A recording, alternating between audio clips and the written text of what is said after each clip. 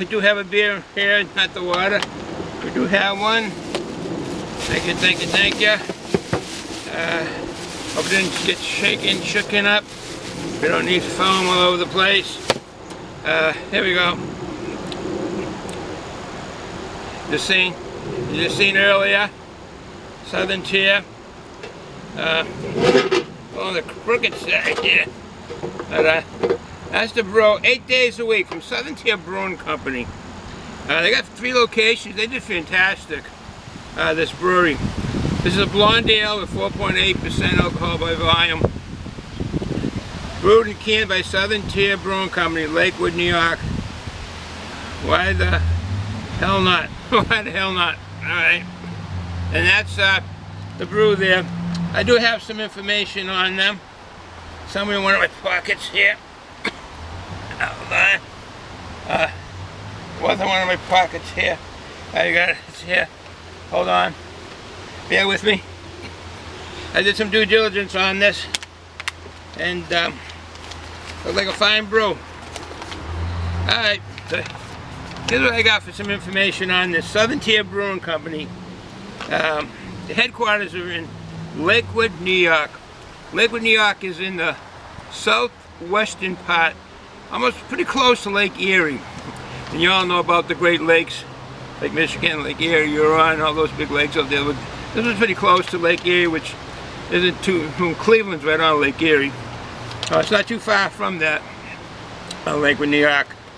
Let's see, their parent company is Craft Revolution LLC, Limited Liability Company. A lot of the breweries are merging in a way for survival. I mean, craft brewing and beers are still very popular, but this is their niche of getting distribution out better and so forth, and a number of other reasons too. That it's located on, and I can't say, so it's an Indian name, Chattaquay Lake. That's a Native American name. The founders for this here, let's see, 2 gentlemen, Mr. Phineas Dominic, D-E-M-I-N-K, Dominic, excuse me, and Mr. Allen, they call him Skip, Mr. Allen Yan, Y-A-H-N, and that was in 2002. Decided they want to do some, make some nice small craft batches of beer. It's big now. But they got together, and by 2003 the beers were being sent out for people to enjoy. Let's see what else. They purchased on their first brewery from an old, they called it actually Old Saddleback Brewing Company, and they went. That was in Pittsfield, Massachusetts, which is the western part of Massachusetts. This here is, I'm in the eastern part of Massachusetts, and quite the day here today. It's sunny, but windy and brisk, and good for a regular typical fall day. I do need this on. Okay, what else do we have? In 2016, they merged this brewery here, Southern Tier, merged with a Victory Brewing Company, and that's another popular craft brewery, Victory Brewing. They're popular. A lot of these breweries have done this, have gotten together. Doesn't mean it's bad for them undoing it, but they just do it. It helps. Anything that can help a brewery be better, they do it. Let's see. Like I said, that was in Pittsfield, Mass. And then that was in 2016 that they partnered with 50 Brewing. They have 3 locations. A brew pub in Pittsburgh, Pennsylvania. That's in the western part of Pennsylvania. Lakewood, New York. That's in the southeast. In Charlotte, North Carolina, on the East Coast. That's nice. So that one's a tap room. Also the one in Charlotte, North Carolina. Oh yeah, I got this. I've been getting into this, doing this, enjoying it in a way. And after I do eat them and burn my mouth, I say I won't do it again. Is I got a pepper. Now that's a hot pepper.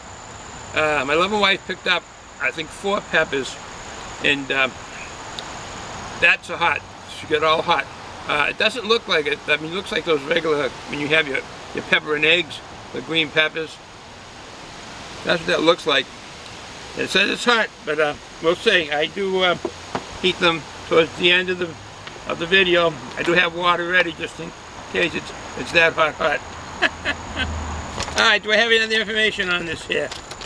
Oh yeah, I want to talk about, because the Southern Tier, right after Prohibition, because the way beers were brewed, and the companies were made, and the formation of how they distributed it, and where they want, and so forth. Right after 1933, when Prohibition ended, and that's why you see a lot of beers named 33. On Rolling Rock's case, they had the number 33 in the back of their bottle. In French, even in France, they were imported to the United States, and then in 1933 they could do it again, so they named one of their beers 33. While I was in Vietnam years ago, one of the most popular beers was 33. Or Bom de Bar. Bom de Bar is number 33 in Vietnamese. And there was a few other beers that had that moniker of 33 and had it on their bottle or can. At that time it was bottled mostly because of 1933. And cans came a little bit later. Alright, oh yeah, and so I was going to say about the three-tier system after Prohibition, then I got involved with 33.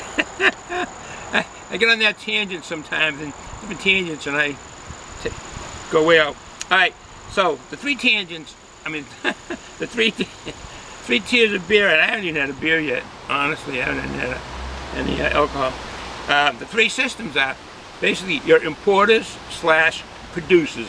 The producers come to the country, and then the next is distribution, and then that's to your retailers. So the three-tier system that they made back in 1933, the government made, is importers or the producers. Producers, distributors, and then the retailers, and that can control, they can control the money they get from the taxes, and the companies are easier to line up themselves on distribution and so forth. I know a lot of small craft brewers right now have a tough time with distribution, because you can understand to a certain extent the distributors want at least a set amount of of their brews they can distribute, send a truck over and drive around. And some of these brewers, small places, just don't brew that much, and distributors won't handle it if it's that low.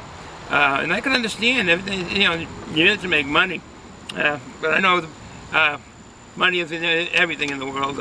Flavor and taste and integrity is, but I can understand it. You know, you can't go out of business doing something like that, or you could go out of business if you didn't make enough money. I won't go on that tangent anymore. All right, so with that said, let's we got a glass. We do. I like that one. Save water, drink beer. All right, folks, safe trouble. Actually, right now where I live, we can't use a lot of the water. We can use it for drinking and cooking and so forth, but we have a ban on using it on a number of outside activities.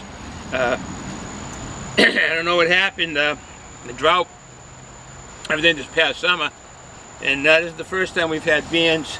We've had them going back to the 70s, where we've had bans where people just couldn't use the water for what they wanted on gardens and so forth, in large amounts of water.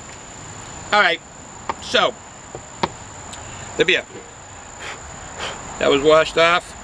We've seen the can earlier. 8 days a week.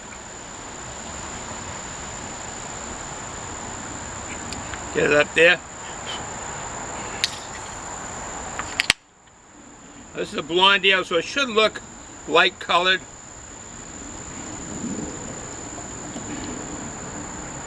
And it is. Well, that's even lighter than I thought. I can smell it from here. Some floral. Oh, that is nice. A nice looking beer. I hope I'm getting that on the screen there. What a nice looking beer. That is nice. Look at that head. Is that an advertisement? That is nice. A lot of carbonation. Nice white head. You know, You see these commercials, and they must, when they do it, they must have just opened the bottle of beer, because you see this nice carbonation going up, and the guy or gal there talking about the brew and saying how nice it is, and you can see the carbonation. So it had to be, because they can't leave it sit there for a while, do take 2, take 3 takes, number of takes, so your carbonation goes, the head dies down, unless they make wax ones. they could do that.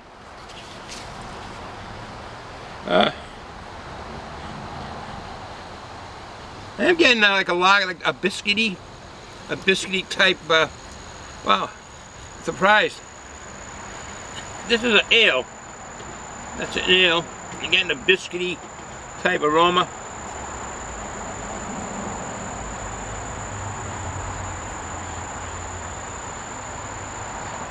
I don't know if it's my nose or not. You get that corn syrup, the corn kind of like a lager. I can't imagine that I'm brainwashed to think this is a lager. It's an ale. Grainy, some graininess. I like the floral. That's the most prominent. Some lemony. Yeah, orange or some kind of citrus.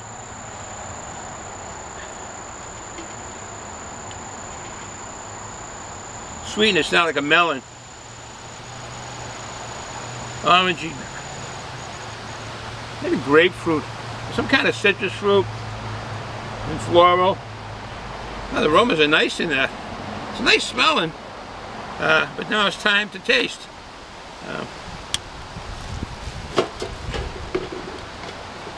Let's say it's kind of breezy here, and things are on the crookedness here. But sorry for that, folks. All right.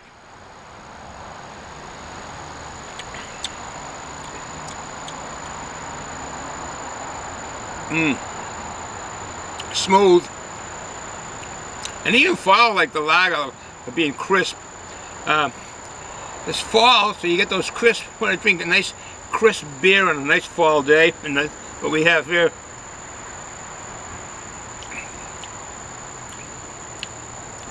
Kind of a little bit of sweetness, like a honey. Coming from the malt.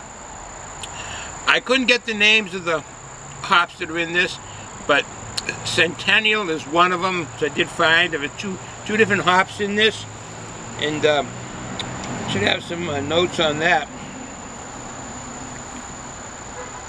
Yeah, on the hops, there's 2 varieties, Centennial being one of them. And that imparts a nice aroma and adds flavor to your beer. Not bitterness, a flavor from the hop of kind of probably the hoppiness you get when you say I'm drinking a beer. And you're drinking the malts in this also. There's 3 varieties of malts in this. They don't say on their webpage.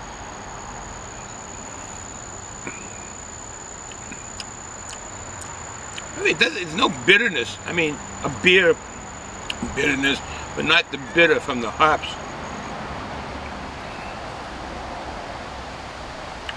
Very flavorful. Very, very flavorful.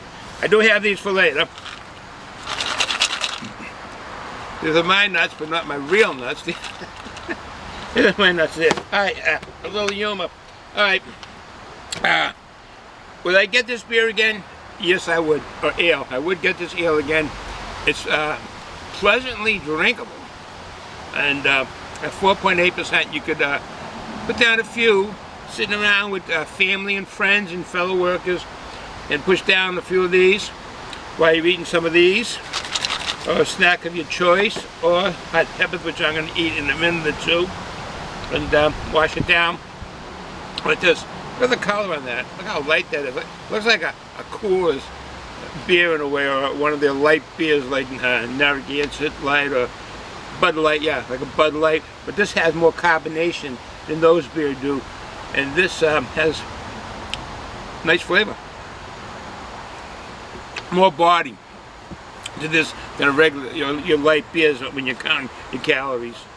So yes, I would get that again. And you should try it. Southern Tier Brewing Company.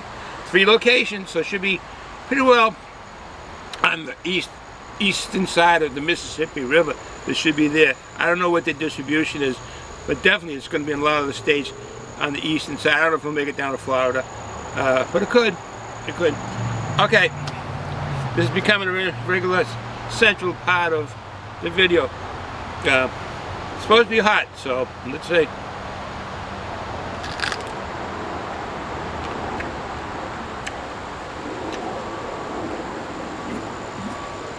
Excuse me. Not now.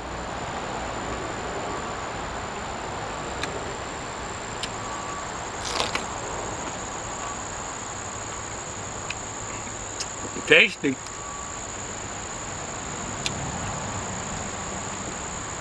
Well, I'm not too saddened.